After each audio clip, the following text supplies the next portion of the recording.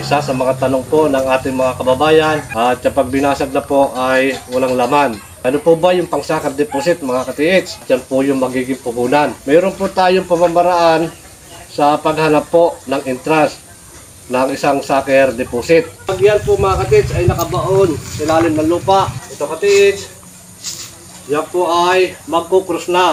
At kapag ito po ay ating tapatan, yan.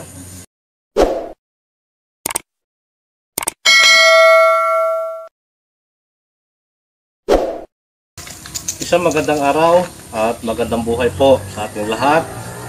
Isa sa mga tanong po ng ating mga kababayan, ng ating pong mga ka-TH, paano mahanap po yung sucker deposit?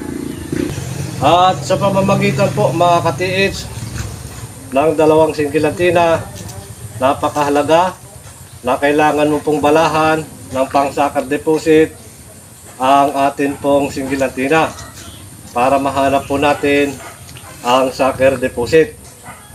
At ganoon na rin po sa lahat po ng ating mga kababayan na nakikita ko po at napapanood na tinuturo po ng kanila locator yung bato, at kapag binasag na po ay walang laman.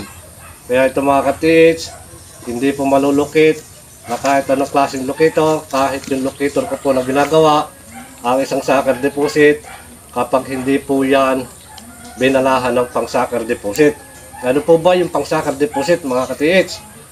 Ang sucker deposit po ay isang items na nakalagay po yan sa loob ng bato. Bulwang po yung bato na meron po yung platinum, diamond, gold bar na maliliit, at iba pa po na nilalagay ng mga Hapon sa loob ng bato. Pipili po sila ng isang bato na gusto nila, o ano po yung itsura, ganun din po yung tatakloban ng mga Hapon na hindi po bistado. At yan po ang binabalikan ng Hapon, yan po yung unang kukunin, at yan po yung magiging puhunan sa mga paghukay po ng malalim na deposito. At ito ka-TH, mayroon po tayong pamamaraan sa paghanap po ng interest ng isang sucker deposit. So paano po yan? Ito po yung katulad ng sucker deposit. Ayan. Na meron po yung bato na kapag po yan ay nakabaon sa lupa, merong nakalubog at merong nakalutang sa ibabaw ng lupa. So dyan po yan mga ka-TH. Ayan. Kaya lang isa katulad ng sucker deposit na atin pong lalagyan ng load. So ito mga ka-TH, kapag ito po ay lalagyan ko na ng load, yan. So yan ka-TH, nandito po yung aking 18 karat at meron din pong gold, na meron din po kaming gold dito na ilalagay. Ayan. At ito po ay tataklabang ko ng takip. Ayan. Na wala po yung singaw o kawang. Ayan. So ka-TH. At muli, yan po ay aking tutumba. Kapag yan po mga ka-TH ay nakabaon sa ilalim ng lupa, gagamit po tayo ng east, north, west, south sa pamamagitan po pamamaraan na kung paano po natin hahanapin yung entrance.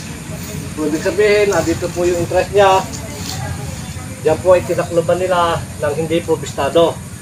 Paano po natin yan mga ka-TH mahanap? Dahil nakabaw po yan, o hindi po natin alam dahil malaki po yung bato at may laman po yan sa loob. So ito ka-TH yung kakayanan na magagawa po ng Treasure Hunter Mindoro Gold Vlog. Sa lahat po ng ating mga kababayan na pumuso sa akin pong mga ginagawang locator, meron po akong mga pambala na pinadala po sa inyo para sa tunnel. Ito po yung pamamaraan kung paano mahanap po natin yung sucker deposit. So ito ka-TH, meron po akong pambala dito. Ito po yung pang sucker deposit na akin pong ibabala. Ayan, ito po ka-TH. Ayan. At kahit po merong gold na nakalantad po diyan, kapag meron po itong bala ng pang sucker deposit, hindi po yan malulukit. Ito pong gold na nakalantad, kahit po yan nakapatong sa lamisa, ang malulukit lamang po ituturo ng ating singgilantina yun po ang pang-sucker deposit. Dahil may bala po tayong pang-sucker deposit. Ito mga katits, muli sabahan niyo po ako kung paano po natin mahanap ito pong sucker deposit. Sa pamamagitan po ng dalawang singilantina ay akin pong gagamitin. Kahit po yun malayo, pang long distance po yan. Ito katits, ganyan po yan, yung pamamaraan natin. Napaghanap po ng sucker deposit. Ayan. Yan, dadaan po tataas. At doon na po yan, tuturo. Yan, ito katits. Ayan, doon po siya tumuturo. Ayan. At ganoon din po dito. Ito po yung malayo. Kahit malayo po yan. At nakabuang po yung batong yan. Diyan pa rin po yan tuturo. Dahil may pambala po tayo pang sucker deposit. Ayan, ito katits. Yan. Yan pa rin siya. Ayan. So, ibig sabihin, ito katits, na dito po sa loob ng bato, ang laman po ng ating sucker deposit. Ayan. Ngayon, ito po ay aking tatapatan. At kapag natapatan ko po ito, yan. Ito katits, yan po ay magkukross na. Ito pong ating single antenna. Ayan, nakakross na po yan. Napakahalaga po. Kapag nag-cross po yung ating dalawang single antenna, hindi po dapat kalahati lamang. Dapat yan po ay sagad. Dahil ganito rin po yung pagtuklas o paghanap po ng bulyong ng tubig. So ito katits. Ayan. Diyan pa rin po yan nagkukross. Basta matapatan po yan at matapakan po itong ating pang sucker deposit. Kaya cross po yan talaga. Ngayon, pag lumabas po ako, yan po ay maghihiwalay. At kapag natagalan po ako, tatalikod po, babalik ito pong ating single antenna. Ngayon mga katiits, sa pamamagitan po ng paghanap ko ng entrance ng sucker deposit, kung nasan po yung pintuan. Ganito po yung gagawin ko. Ito po, yung ground natin, nagagamitin natin, negative, at ito naman po yung positive. So ibig sabihin katiits, nakapaghanap pa rin po ng entrance, ito. Yan. Tingnan niyo po ito. Ito po ilalagay ko sa gitna. Yan. Nakapaghanap pa rin po ng entrance. Kung saan po magtuturo itong ating locator. Ayan. Diyan saan po yung nakatutok. Doon po sa entrance. So, ibig sabihin mga katits, ulitin ko ulit. Yan. Yan po yan. So, ibig sabihin, gigita ko po yan. Dito po nakaturo sa dulo. Dahil nandiyan po yung taklob, yung entrance. So, lilipat ko po itong kaliwa ko. Yan, nabalik na po yan doon sa mismo pinakang dulo. Kumbaga, exit po yan. Babalik ko rin po sa gitna.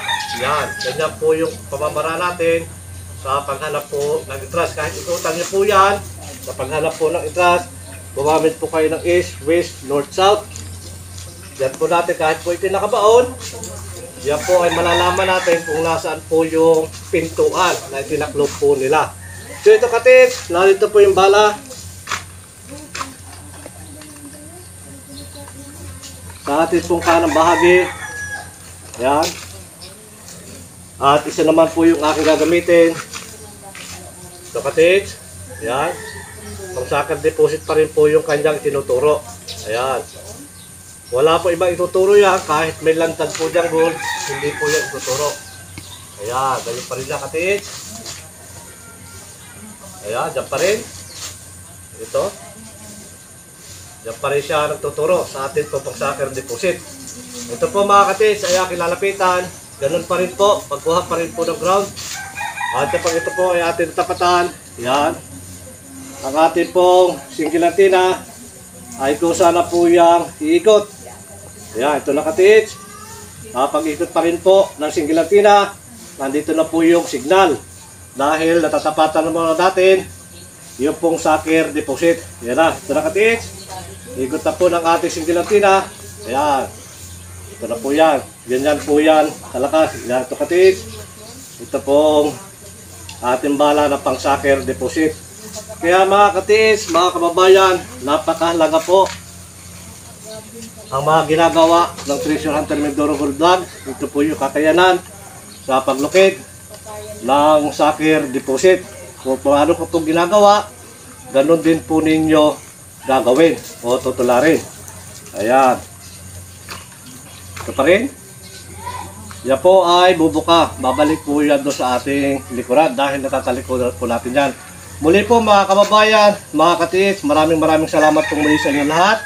Sa patuloy na nanonood po ng aking mga ina-upload na video, pagpalain po tayo ng maraming biyaya at higit po ang isang magandang kalusugan.